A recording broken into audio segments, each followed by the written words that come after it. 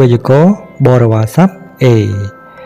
នៅទីនេះគឺជាបរិវារស័ព្ទពេលវេលាដូច្នេះនៅពីមុខវាគឺជានាមពេលវេលាថ្នាក់ពាក្យវាគឺជានាមដូច្នេះយើងហៅថានាមពេលវេលាបូកជាមួយនឹងទម្រង់បរិវារស័ព្ទ A ដូច្នេះ A នៅទីនេះយើងអាចបកបានយើងបកថានៅគឺបូកជាមួយនឹងពេលវេលាឬក៏កាលបរិច្ឆេទឧទាហរណ៍ដូចជានៅឆ្នាំមុននៅឆ្នាំក្រោយ A គឺជាបរិវារស័ព្ទទីកន្លែងផងដែរដូច្នេះនៅពីមុខវាគឺជាទីកន្លែងផងដែរគឺជានាមទីកន្លែងបូកជាមួយនឹង A ឬក៏ A សដូច្នេះបរិវារស័ព្ទទីកន្លែងគឺមានគូរបស់វាប្រើ A ឬ A សដូច្នេះ A សយើងនឹងរៀននៅមេរៀនបន្ទាប់ឥឡូវនេះនៅក្នុងមេរៀនយើងគឺប្រើជាមួយនឹងពេលវេលាបូកជាមួយនឹង A គឺជាបរិវារស័ព្ទពេលវេលារបស់ឧទាហរណ៍ទី1គេនិយាយថា 20 ire មានន័យថាថ្ងៃទី20ដូច្នេះគឺជាពេលវេលាឬក៏កាលបរិច្ឆេទត្រូវបូកជាមួយនឹងទម្រង់បរិវារស័ព្ទ A ខ្លះជា20 ire 친구를 만나요 មានន័យថាជួបមិត្តភក្តិដូច្នេះជួបមិត្តភក្តិនៅថ្ងៃទី20ឬក៏យើងបកថ្ងៃទី20មុនក៏បាននៅថ្ងៃទី20ជួបមិត្តភក្តិរបស់ទី2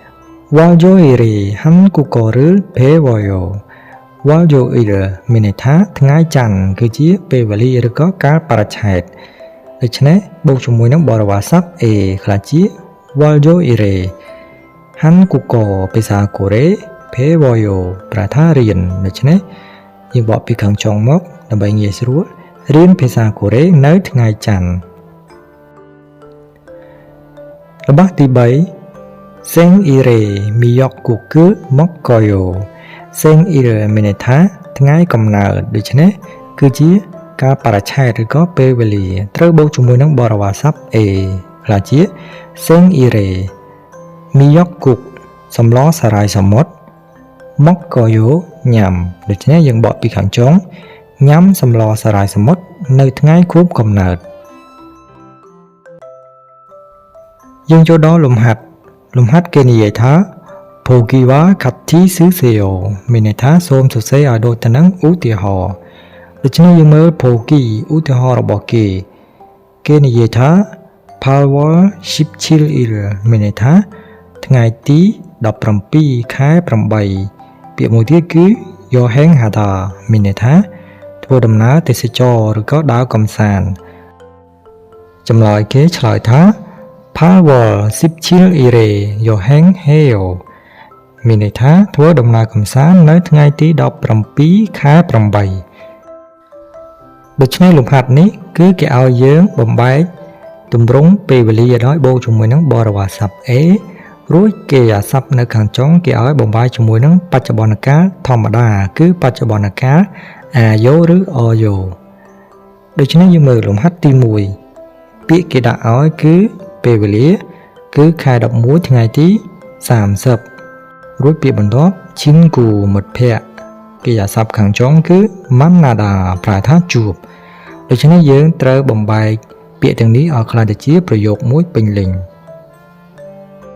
គឺយើងយកពេលវេលាបូកជាមួយនឹងបរិវារស័ព្ទ A ចំណែកឯពាក្យណាដែលជាកម្មបទត្រូវបូកជាមួយនឹងបរិវារស័ព្ទកម្មបទរួចគេអាស័ព្ទខាងចុងត្រូវបំបែកបច្ចុប្បន្នកាលដូច្នេះចម្លើយគឺ 11월 30일에 친구를 만나요 មានន័យថាយើងបកពីខាងចុងជួបមិត្តភក្តិនៅថ្ងៃទី30ខែ11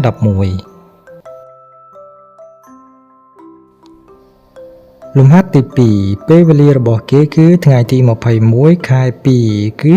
2월 20일 រួចពាក្យខាងចុងគឺ 졸업하다 គឺមានន័យថា